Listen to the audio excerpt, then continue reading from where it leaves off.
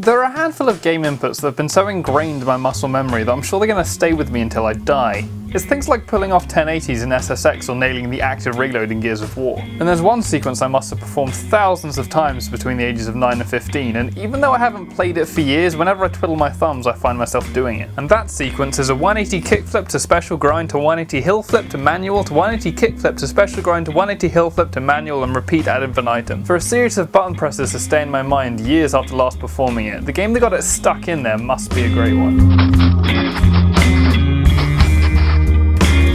Reaching my teenage years just under the unavoidable popularity of skateboarding, jackass and MTV culture, I managed to catch the wave of shitty spin-offs, terrible music and most importantly, quite high budget video game tie-ins. You see, in the 90s, skateboarding was cool, Jackass was pushing boundaries and the music, while shitty, at least put in some effort.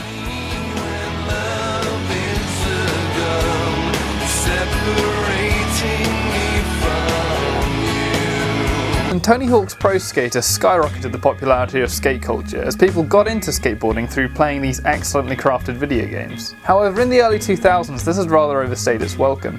The internet was letting us see things far more shocking than Bam and his gang could muster, and Tony Hawk as an aging athlete was much more of a brand than a skateboarder. And this meant his games became much less about licensed skateboarders, parks and a massive library of tricks, and more about gameplay. So while I had played the seminal Pro Skater series, a Tony Hawk's game didn't really grab me until it went underground. Throwing out the ticking clock and simple trick-based goals that held the series back, Tony Hawk's Underground put a custom skater at the centre of a rags-to-riches story of fame, betrayal and sweet air. Fundamentally the skating was still the same, but a coherent story made the whole thing much more exciting and less frustrating when you couldn't land at 900. Not only did it introduce one of the best villains of all time, the structure also allowed for impressive and ridiculous set pieces. I seem to remember in one level you had to do a 900 over a helicopter in Hawaii for some reason. So a year later Tony Hawk's Underground 2 rolled around and I was expecting another heartfelt journey.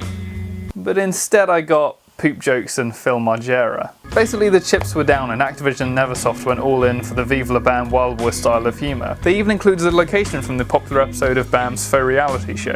The game centred around hopping around the globe causing as much damage and destruction as possible, and while it did have some impressive levels and they were a bit more varied than its predecessor, it seemed to lack the heart and care that went into Tony Hawk's Underground 1. Despite this, the PSP release of Thug 2 remained in my UMD drive for longer than that particular format lasted. The mix of freeform creativity and Twitch-based controls became a haven where I could switch off, kick into my subconscious muscle memory and enjoy some gnarly grinds. While I'm unlikely to pick up another Tony Hawk's game for any reason other than nostalgia, it's still got a place in my heart. If you've played Skate and you're used to the infinitely better controls, I'd recommend Tony Hawk's Underground 1 just for the far more interesting skate story, but you might have to watch a couple of CKY DVDs to get some context.